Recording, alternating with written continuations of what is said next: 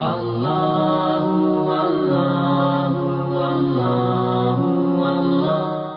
نے جو نمازیں بیان کی، آج ایک نماز کا تذکرہ ہے، اور وہ نماز بیان کرنے سے پہلے میں آپ سے سوال کرنا چاہوں گا. کوئی ایسی نماز تلاش کرتے ہیں میں اور آپ مل کر کہ اس نماز کے پڑھنے کی برکت سے خدا موت کو آسان کر دیتا ہو، خدا توبہ قبول کر لیتا ہو، خدا کی بارگاہ میں عمل مقبول ہو جاتے ہو، خدا مجھے مغفرت کے تحفے عطا کر دیتا ہو. جس نماز کی برکت سے خدا میرے اور میرے اہل و عیال کو مبارکباد پیش کرتا ہو، وہ کون سا ایسا عمل یا ایسی نماز ہو سکتی ہے کہ جس کی برکت سے خدا روز قیامت میرے دشمن کو بھی مجھ سے راضی کر دے؟ وہ کون سی ایسی نماز اور دعا ممکن ہو سکتی ہے جس کی برکت سے خدا میرے لیے دنیا اور آخرت کی روزی میں کشادگی پیدا کر دنیا اور آخرت کی روزی میں کشادگی پیدا کر دے؟ وہ کون سی نماز یا دعا ہو سکتی ہے جس کی برکت سے خدا میرے والدین کو بھی بخش دے اور ذریت کو بھی بخش دے؟ وہ کون سی ایسی دعا ہو سکتی ہے کہ خدا میرے لیے آسانیاں پیدا کر دے، کوئی مشکل نہ ہو؟ وہ کون سی دعا ہو سکتی ہے جو میری موت کو آسان کر دے، روح نکلے مگر سختی ہے قبض روح نہ ہو، یا سختی کی حالت نزا نہ ہو؟ وہ کون سی ایسی دعا یا نماز ہو سکتی ہے جس کی برکت سے فرشتہ موت کے ساتھ خود جبرائیل میرے سرہانے آ جائیں؟ تو کوئی ایسی دعا یا نماز ہے یا نہیں ہے؟ یا صرف میں نے خواب و خیال کی باتیں آپ تک پہنچائی ہیں؟ یہ صرف تمنائیں نہیں ہیں، یہ آرزویں نہیں ہیں، بلکہ یہ انعامات ہیں سرکار ختم کی مرتبہ صلی اللہ علیہ وآلہ وسلم. میں نے طریقہ بدل دیا، ثواب پہلے بیان کیا ہے اور نماز کو بعد میں بیان کر رہا ہوں کہ بڑا فرق پڑ جاتا ہے. جیسے مارکیٹنگ ہوتی ہے، دوا بعد میں دکھاتے ہیں، دوا کے فائدے پہلے بتاتے ہیں. لوگ مجھ سے پوچھتے ہیں مولانا اس کے پڑھنے کا ثواب کیا؟ ثواب پہلے سن لیجئے، نماز بعد میں سنیے. اب آپ کے ذہن متوجہ ہو گئے. قسم بخدا اگر اتنی 10 چیزوں کے لیے، 10 باتوں کے لیے جو بیان کی گئی ابھی تک، ان باتوں کے لیے میں آپ سے کہوں کہ آپ نے ایک پورا قرآن پڑھنا ہوگا، آپ تیار ہو جائیں گے. مولانا بتائیے پڑھنا کیسے؟ الٹا پڑھنا کہ سیدھا پڑھنا؟ اب تو ایسے بھی اعمال آ گئے ہیں، وہ میں کیا باتیں بیان کروں. یہ عملیات کی کچھ بحث ہوتی ہیں کہ انسان کو کیسے پڑھنا ہے، مبین سے شروع کرنا ہے، مبین پہ ختم کرنا ہے، الی آخر. تو اگر میں آپ سے کہوں کہ ان 10 باتوں کے لیے آپ کو 10 درہم خرچ کرنے پڑیں گے، تو آپ کہیں مولانا بسم اللہ 10 تو بہت کم ہے، ہم 20 بھی خرچ کر دیں گے. تو کون سی نماز ہے جس میں درہم خرچ نہیں ہوں گے؟ البتہ ولایت شرط ہے.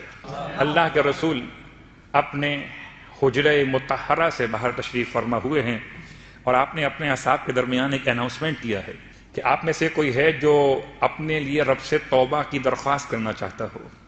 اب تک جو میں نے بیان کیا یہ تمام فائدے نماز توبہ کے ہیں. نماز توبہ اللہ کے رسول نے بیان کی غسل توبہ کے ساتھ. گرچہ الفاظ روایت میں غسل لکھا ہوا ہے، لیکن بات سمجھ میں جو قرائن سے آتی ہے توبہ. ویسے بھی جب بھی کبھی آپ غسل جمعہ کیجئے، غسل عیدین کیجئے، غسل شب قدر کیجئے، یا دیگر اغسال یعنی کہ غسل جو مستحب یا واجب ہوتے ہیں ان کو انجام دیجئے. طریقہ آپ کو معلوم ہے، سر اور گردن کا دھونا، بدن کے دائیں حصے کا ایک مرتبہ اور بائیں حصے کا ایک مرتبہ دھونا، یہ مکمل دھونا یہ کہلاتا ہے غسل ترتیبی. آپ اس طرح جب غسل کو مکمل کرتے ہیں تو پھر نیت کبھی کرتے ہیں جمعے کی، کبھی عیدین کی، کبھی اور مناسبتوں کے اعتبار سے واجب ہو یا غیر واجب. اس میں نیت ایڈ کر لیجئے ہمیشہ کے لیے.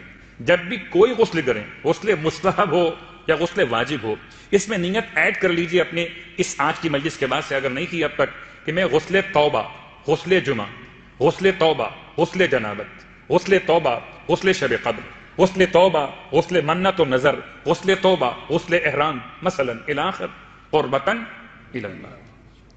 اپنے ہر غسل کے ساتھ ایک نیت کو ایڈ کر لیجئے. فقہی اعتبار سے کوئی اس میں مسئلہ نہیں ہے، آپ ایسا کرنے پر قادر ہیں، یعنی شرعاً آپ کو اس کی اجازت ہے کہ آپ واجب یا مستحب غسل کے ساتھ ایک نیت کو اور ایڈ کر سکتے ہیں. تو سرکار ختم یہ مرتبہ صلی اللہ علیہ وآلہ وسلم جو نماز بیان فرمائی، نماز توبہ، اس سے پہلے آپ نے غسل بیان کیا، غسل توبہ. ویسے بھی انسان کو چاہیے جب توبہ کرنے کے لیے آمادہ ہو جائے تو پہلے اپنے آپ کو پاک اور پاکیزہ کر لے. غسل کے بعد آپ فرماتے ہیں وضو بھی کرو. اس کا مطلب یہ روایت اس غسل کے بارے میں ہے جہاں غسل کفایت نہیں کر رہا وضو کی. یا کبھی کبھی ایسا ہو سکتا ہے کہ روایت کا جو مطمع نگاہ ہو یہ ہو کہ طہارت کاملہ منعقد کی جائے، تو غسل بھی کیا جائے اور وضو بھی کر لیا جائے.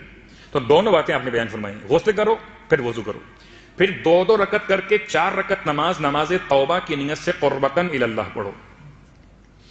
ہو سکتا ہے کہ کوئی یہاں سوال ذہن میں آئے، کیا میں اپنے والدین کی طرف سے پڑھ سکتا ہوں، اپنے بھائی بہن عزیز قریب اہلیہ بچوں کی طرف سے پڑھ سکتا ہوں؟ جواب، توبہ کا مسئلہ ویسے تو اپنا اپنا ہے، میری توبہ آپ کے کام نہیں آئے گی اور آپ کی توبہ میرے کام نہیں آئے گی، اس لیے کہ آپ کے معاملات خدا سے الگ ہیں، میں لفظ گناہ استعمال نہیں کر رہا، میرے معاملات اللہ سے الگ ہیں۔ لیکن پھر بھی اگر کوئی تمام کی طرف سے پڑھنا چاہے تو شرعاً گنجائش ہے۔ 2 رکعت نماز پھر 2 رکعت نماز، طریقہ سورہ الحمد کے بعد 3 مرتبہ سورہ اخلاص اور ایک مرتبہ سورہ فلق اور سورہ ناس، 3 مرتبہ سورہ اخلاص اور 1 مرتبہ سورہ فلق، 1 مرتبہ سورہ ناس۔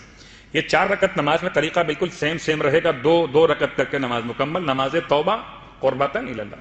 نماز کو مکمل کرنے کے بعد 70 مرتبہ استغفر اللہ ربی واتوب الیہ، استغفر اللہ ربی واتوب الیہ، استغفر اللہ ربی واتوب الیہ، اور اس کے بعد 1 مرتبہ ما شاء اللہ لا قوۃ الا باللہ العلی العظیم کے بعد 1 مرتبہ یا عزیز و یا غفار اغفر لی ذنوبی وذنوب جمیع المؤمنین والمؤمنات انہ لا یغفر الذنوب الا انت یا الا انت، آپ پورا پڑھ لیجیے۔